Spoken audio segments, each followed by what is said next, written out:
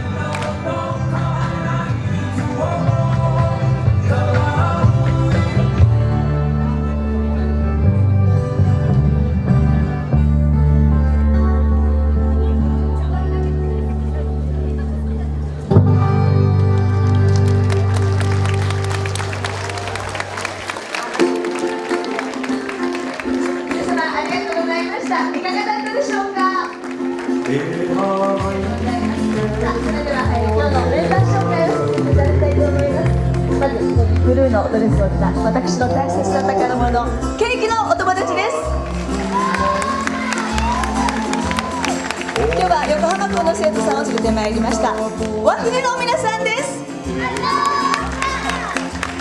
そして久保田の皆さん、そして今日初デビューです。昴生ポーマイカイのドラマ、今日は和太鼓に挑戦してもらいましたゆうなです。そして、フラダンサー、風ダンサーですね、ジュンです。で、私ポーマイカイ2代以上のメンバーでお届けいたしました。いかがだったでしょうか。またお目にかかる日まで